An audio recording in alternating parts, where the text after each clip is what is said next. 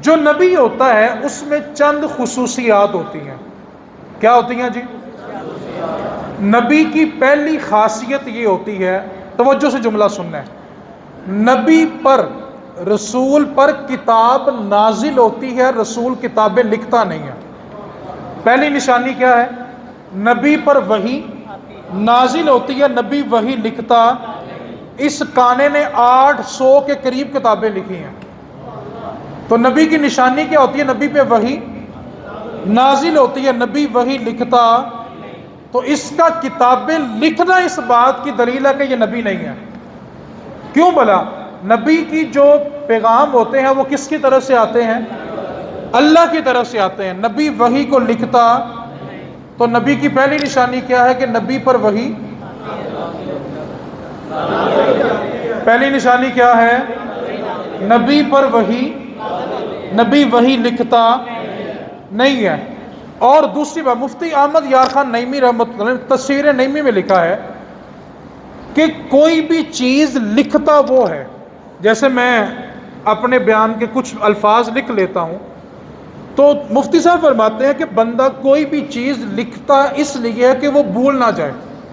یعنی جس وقت میں پڑھ رہا ہوں یا کوئی چیز تیار کر رہا ہوں تو میں اس کو لکھ لیتا ہوں کہ بوقت ضرورت مجھے یاد رہے کہ میں نے لکھا کیا تھا، میں نے بولنا کیا ہے.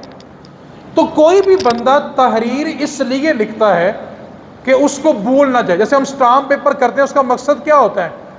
جب سامنے والا پھڈا ڈالے یا بھول جائے تو ہم اس کو، اس کا یہی مقصد ہے نا. بندہ لکھتا کیوں ہے کہ وہ بھول، اور اللہ نے مصطفیٰ کو بھولنے سے پاک بنایا ہے. اس لیے نبی پر وحی آتی ہے، نبی وحی لکھتا. اور مصطفیٰ کے حافظے کا تو کیا کہنا. سیدنا ابو ہریرہ حضور کی بارگاہ میں آئے شکایت لے کے، عرض کرنے لگے آقا آپ سے باتیں سنتا ہوں، کچھ یاد رہ جاتی ہیں، کچھ بھول جاتا ہوں، حافظے کی بڑی شکایت ہے. تو اے آقا آپ دعا کرے کہ اللہ تعالیٰ میرا حافظہ ٹھیک کر دے. نبی پاک صلی اللہ علیہ وسلم نے فرمایا ابو ہریرہ اپنی چادر کو بچھاؤ.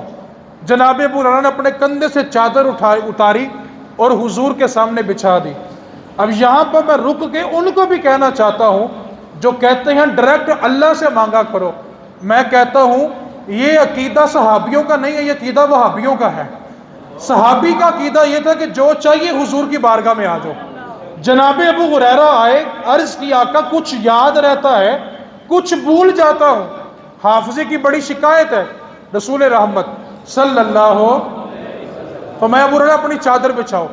جناب ابو ہریرہ نے چادر بچھائی. حضور نے یوں دونوں ہاتھ اٹھائے، اللہ کی بارگاہ میں دعا کی، اپنے چلو کو یوں بند کیا اور چلو لا کے ابو ہریرہ کی چادر میں رکھا اور کہا چادر کو لپیٹو.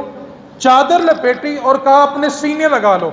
جب سینے لگائی تو ابو ہریرہ کہنے لگے جس دن سے حضور کے چلو بری چادر میں نے اپنے سینے سے لگائی ہے، جو بات ایک بار سنتا ہوں دوبارہ کبھی بھولتی بھی نہیں ہے. یار جو حضور اپنے غلاموں کو ایسا حافظہ دے دے، سوچو مصطفیٰ کے حافظے کا کمال پھر کیا ہوگا. تو تحریر وہ لکھتا ہے جس کو بھول جانے کا، پھر بولو، نبی پر وحی، نبی وحی لکھتا. تو جو 800 کتابیں لکھے وہ نبی ہو سکتا